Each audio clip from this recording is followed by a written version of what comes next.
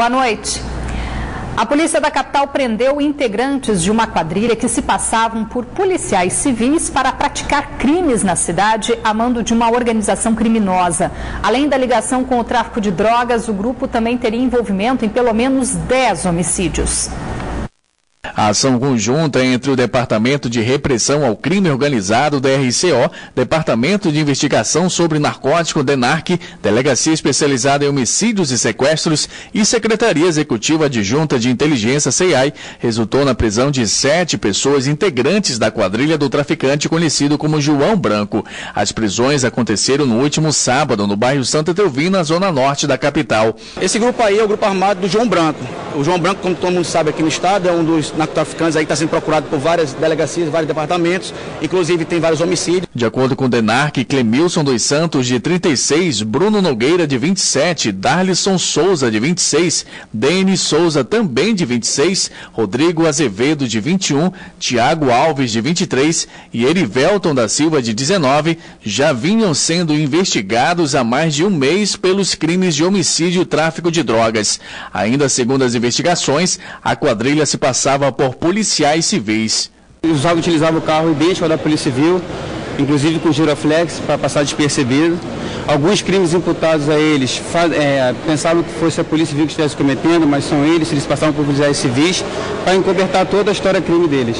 Com eles, a polícia prendeu 5 pistolas PT-40, 2 revólveres calibre 38, munições, uma submetralhadora, cordões de ouro, 4 veículos, uma motocicleta, além de R$22 mil em dinheiro. É que pode se atribuir a ele cerca de 10 homicídios praticados na cidade. No caso do ex-policial militar, quem desferiu os disparos foi o Rodrigo. Nós temos informações que nos levam a crer que existe uma disputa no bairro do Coroado, onde várias mortes aconteceram nos últimos 20 dias, cerca de 7, 8 mortes que podem estar atribuídas a ele também, assim como uma ocorrência à vida no Tarumã e 2 horas depois no Puraquequara, que foi também cometidas por ele, conforme as informações que nós já temos dos inquéritos policiais.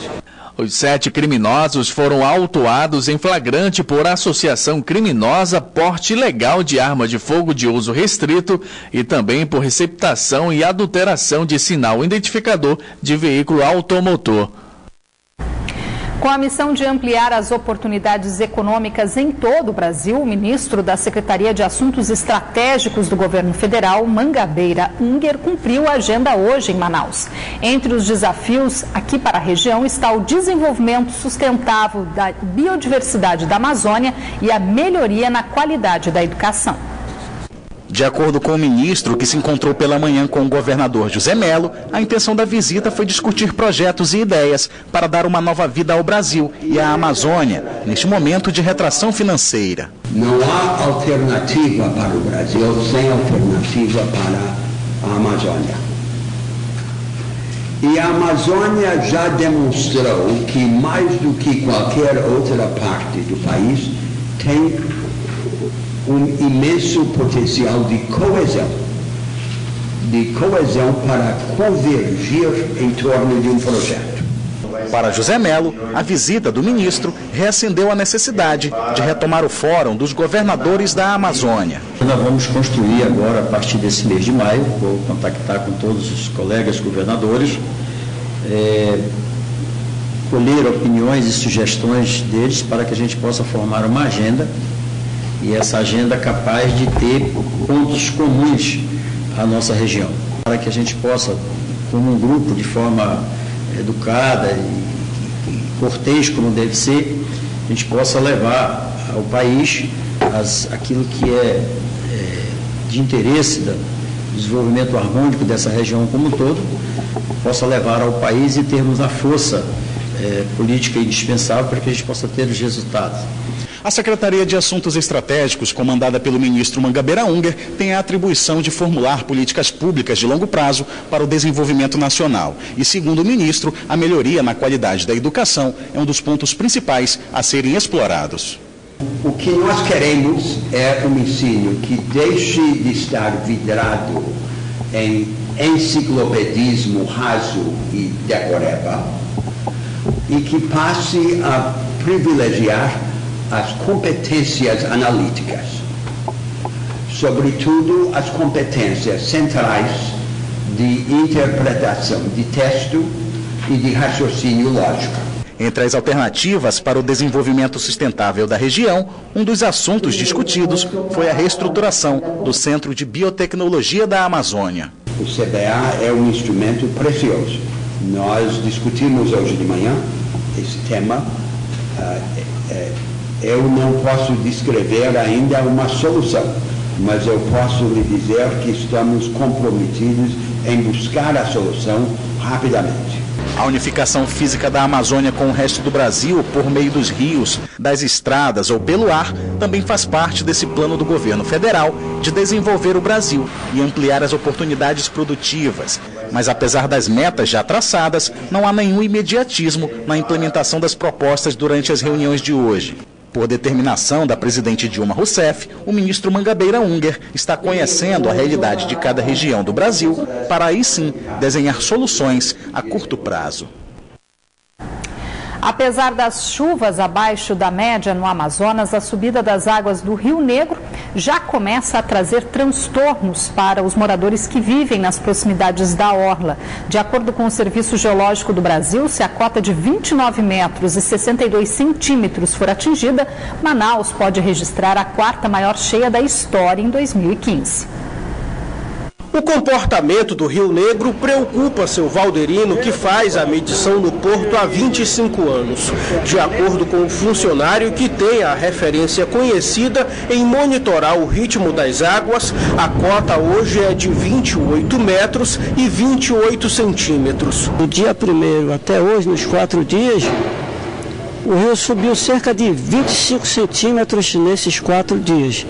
De ontem para hoje, 7 centímetros. No último alerta de cheia divulgado na semana passada, segundo previsão do Serviço Geológico do Brasil, o rio que banha a capital pode alcançar a marca de 29 metros e 62 centímetros em 2015. Se realmente superar a cota do ano passado, esta pode ser a quarta maior enchente da história de Manaus. Considerando que ainda faltam bastante dias para ocorrer a sua máxima de enchente. Até agora, nenhuma rua no entorno do porto foi alagada e o cenário ainda é de normalidade. Áreas movimentadas como esta no centro da capital têm muito a ver com a cheia do Rio Negro. O Serviço Geológico do Brasil já alertou que Manaus também deve ter uma grande cheia esse ano, mas que não deve ser igual à maior da história do Rio Negro, registrada em 2012, quando várias ruas do comércio e até o terminal de ônibus no centro da cidade foram tomados pela água. Esse trabalhador da área relembra bem os transtornos à época. Quando fechou todo dia na rua aí, nenhum carro podia passar, nem cliente, né? Porque teve que fazer ponte para o pessoal passar. Quando enche, aí a venda vai lá embaixo. Aqui um fenômeno natural também é contemplado como atração turística. Eu acho bonito, tanto que eu vim dar um passeio por aqui, né? Mas, nos bairros próximos do centro, como o Educandos, os moradores já enfrentam os transtornos por conta da subida das águas. Todo ano a gente levanta. Esse ano a gente levantamos de novo, a gente ainda alaga ainda. Aqui a prefeitura já construiu pontes para facilitar o acesso dos moradores. E vamos conferir agora a previsão do tempo para esta terça-feira aqui na capital e também no interior.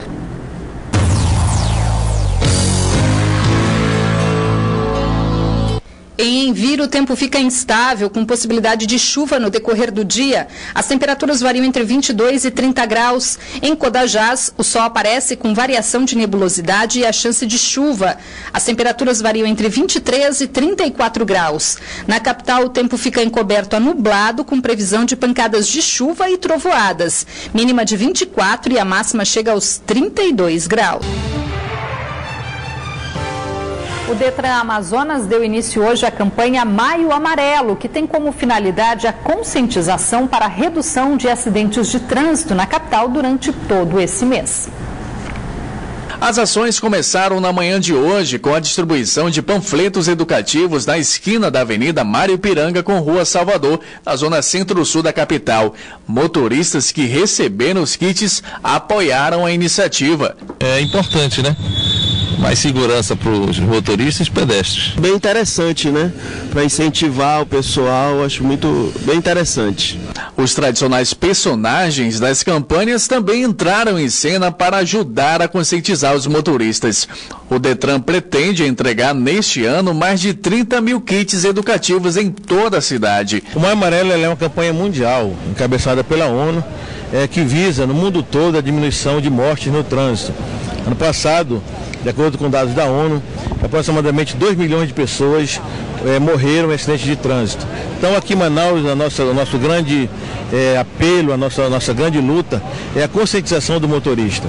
Porque infelizmente os motoristas ainda teimam em dirigir alcoolizados e com excesso de velocidade. Ainda segundo o diretor-presidente, cerca de 80% dos acidentes no Brasil são provocados por jovens com menos de 30 anos de idade, um número que preocupa. O Brasil, ele é campeão mundial em morte de acidente de trânsito de jovens dos 18 aos 30 anos. Então nós estamos perdendo a nossa juventude, os nossos jovens, para a brutalidade no trânsito.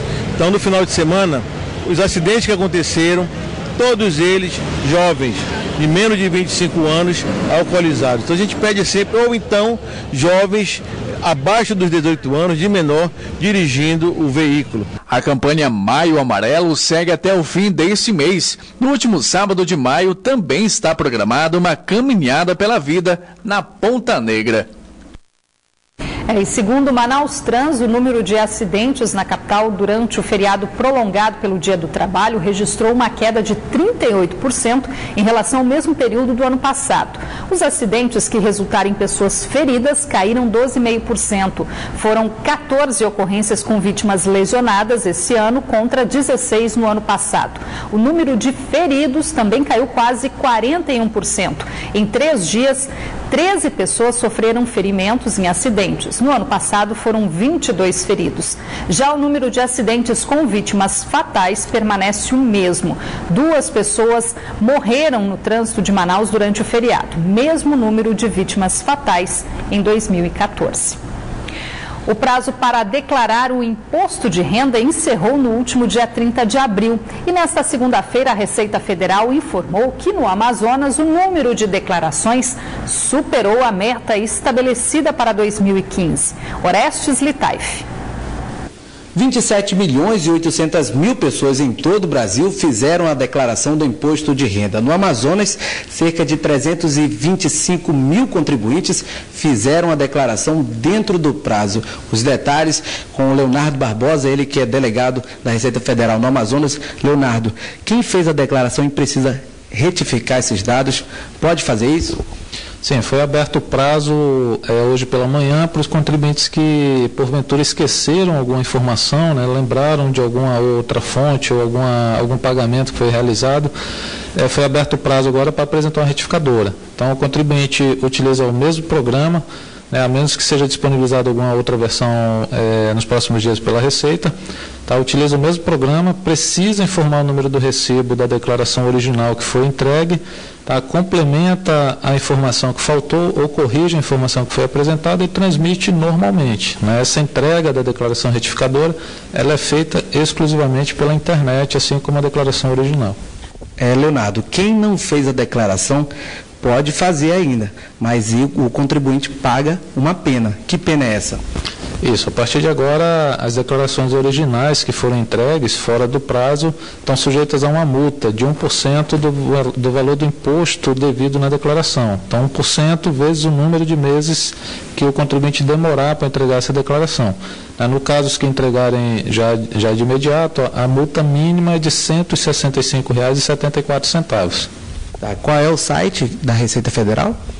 O site é www.receita.fazenda.gov.br. Nós temos um perguntão à disposição do contribuinte, com mais de 700 questões já respondidas sobre o imposto de renda. E também temos o extrato da situação do processamento da declaração, que é importante o contribuinte acessar para acompanhar o processamento da declaração, saber se ela, porventura, está em malha e a razão dela estar em malha, que nesse caso ela tem a possibilidade de apresentar uma retificadora para corrigir a situação que levou a declaração dela para a malha. Obrigado, Leonardo, por suas informações. Orestes Litaif, para o Band Cidade. Um filhote de anta foi resgatado na manhã de hoje por técnicos do Instituto de Proteção Ambiental do Amazonas. O animal foi encontrado em uma comunidade do município de Altazes, possivelmente vítima de caça. A denúncia foi feita por uma aposentada que se comoveu com o caso e resolveu comprar o filhote. E ao retornar para a capital, acionou o IPAAM para fazer o resgate. O animal foi levado para um mantenedor de fauna cadastrado pelo Instituto, onde vai receber os cuidados necessários para sua possível volta à natureza. O IPAAM reforça que caça e venda de animais silvestres é crime. Denúncias podem ser feitas para a gerência de fauna do IPAAM. O telefone é 21 23 6774. Há 2 semanas, a Polícia Militar apoiou o cumprimento da reintegração de posse de uma área no Distrito Industrial 2, na zona leste de Manaus. Mas hoje, registramos no local a presença de invasores que começaram a demarcar novamente a área. Nos últimos anos tem crescido o número de ocupações irregulares de terra em Manaus. Esta área, por exemplo, que fica no Distrito Industrial 2, foi ocupada por invasores no início deste ano. A área pertence à Suframa e foi desocupada no mês passado. Durante a reintegração de posse do terreno, os invasores insistiram em permanecer no local. Para cumprir o mandado, a polícia teve que usar a força e entrar em confronto com os invasores que acabaram abandonando a área, mas prometendo voltar. Apesar do conflito com a polícia, esta tarde era possível perceber a presença de novos invasores. 2 semanas após a reintegração de posse, os invasores cumprem a promessa de voltar a ocupar a área. Desde domingo, famílias inteiras chegam ao local para demarcar novamente o terreno. De longe é possível avistar parte da área invadida. Focos de incêndio estão por todo lado. A fumaça causada pela queimada da vegetação do terreno é avistada de longe. A área invadida ocupa toda a extensão da Avenida Flamboyant, que já possui pequenos comércios. Alguns terrenos já estão demarcados com madeiras e fitas. Alguns barracos também já foram erguidos no local. Por meio de nota, a Suframa informou que já está em contato com as autoridades e, se for preciso, entrará com um novo pedido de reintegração de posse da área. A pena para invasões em áreas da União pode chegar a 3 anos de detenção. A situação fundiária na capital parece estar fora de controle e se tornou um grande desafio para as autoridades, que não conseguem conter o crescimento desordenado nessas regiões de áreas invadidas. E o mais preocupante é que o problema não atinge apenas áreas particulares, mas também áreas de preservação ambiental. Vale lembrar que na reintegração de posse ocorrida há 2 semanas nessa área mostrada na reportagem, a Polícia Civil informou que já investiga a possível participação de uma quadrilha especializada em outras invasões na capital. Parece que o problema, que era social, na verdade está se tornando uma moeda de troca, em benefício de grupos que não estão nada preocupados em resolver o verdadeiro problema, que é do déficit habitacional. Agora o futebol. Nesse fim de semana, 5 jogos marcaram a 13ª rodada do Campeonato Amazonense. No sábado, o Penarol goleou o Operário de Manacapuru por 4-1 no estádio da Ubra, aqui em Manaus. No estádio da Colina, o Nacional Borbense venceu o Rio Negro por 2-1. Ainda no sábado, o Princesa dos Solimões derrotou o Fast Clube por 1-0 no Carlos Amit. Com esse resultado, o Princesa permanece na vice-liderança do estadual com 27 pontos. No domingo, o Iranduba venceu o Manaus Futebol Clube por 2-1 na Ubra. E o Nacional, líder absoluto do campeonato, derrotou o São Raimundo por 3-0 na Colina e segue invicto na competição. Um hábito importante para a conservação dos dentes, a escovação, deve ser estimulada desde a infância. Na capital, um programa de saúde voltado para a higiene bucal vem beneficiando alunos de escolas públicas. Além das orientações, os alunos que apresentam problemas também recebem o devido tratamento. Mas o resultado desse trabalho preventivo também depende do empenho dos pais em casa. Estima-se que 621 milhões de crianças no mundo inteiro sofrem com problemas bucais causados pelas cáries não tratadas nos dentes de leite. Na pequena Ana Sara, de 10 anos, o problema já se agrava com a gengiva inflamada e, por conta disso, ela precisa intensificar os cuidados em casa. Escovo bastante. Há pelo menos 4 anos que a dentista Aieda Elias atende alunos da rede municipal de ensino nas atividades do Programa de Saúde nas Escolas, o PSE, do governo federal, em parceria com os municípios. Uma das contribuições é o acesso aos serviços de profissionais da área de saúde. Após o atendimento básico em posto de saúde, as crianças também recebem kits para a escovação dos dentes. A gente nota que dá uma certa deficiência, então a gente procura ensinar os métodos de escovação. Geralmente a criança, menos de 9 anos, ela não tem a coordenação motora necessária para fazer uma escovação sozinha, né? A boa escovação, ela necessita de ajuda. Na escola é despertada a atenção dos pequenos para o tema que ganha o interesse deles, mesmo ainda de forma inocente. A diretora dessa unidade na Zona Leste de Manaus afirma que o empenho é grande para ajudá-los no crescimento saudável. Nós vemos que é de grande importância, porque aqui na creche, desde que os bebês chegam, com 1 ano até os 3, nós incentivamos os bons hábitos de higiene, uma alimentação saudável. Nós trabalhamos com bastante frutas, verduras, ensinamos as crianças, eles tocam, eles conhecem cada legume, cada verdura, cada fruta, e aí a gente incentiva a alimentação saudável e, com a parceria do PSE, incentiva os bons hábitos de higiene. Aí tem a parceria com a UBS, que nós temos consulta com o pediatra e o acompanhamento com a dentista.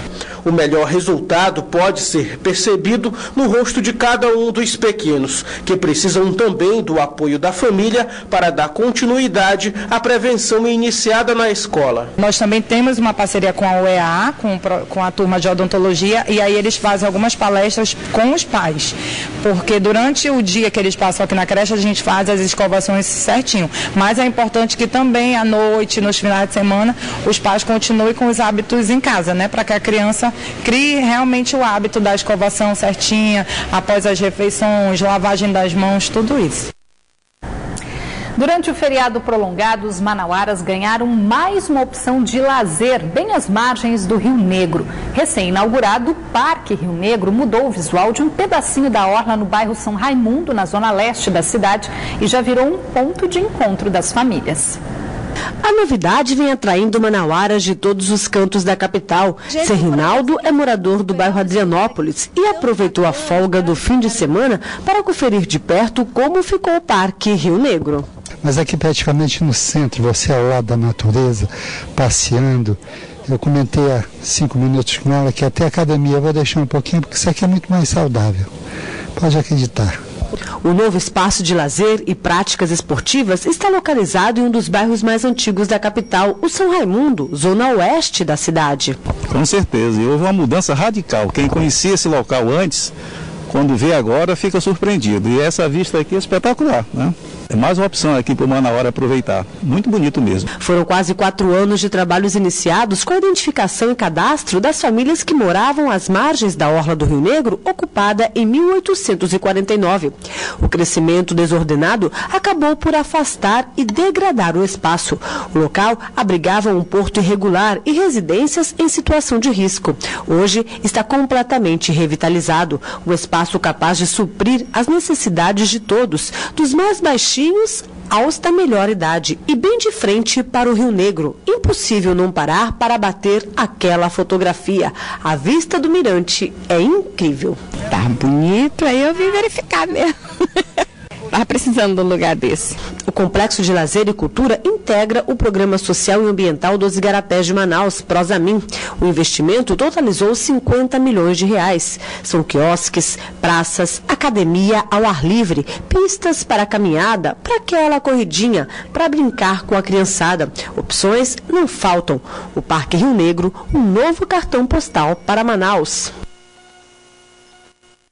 Band Cidade fica por aqui. Para rever esta edição, acesse o site band.com.br/Amazonas. E não se esqueça que você pode participar do Band Cidade. Mande uma sugestão de reportagem com fotos e vídeos para o WhatsApp da redação. Anote nosso número, 99205-1478. Fique agora com as notícias do Brasil e do mundo no Jornal da Band. Obrigada pela companhia, uma ótima semana para todos. Boa noite, até amanhã.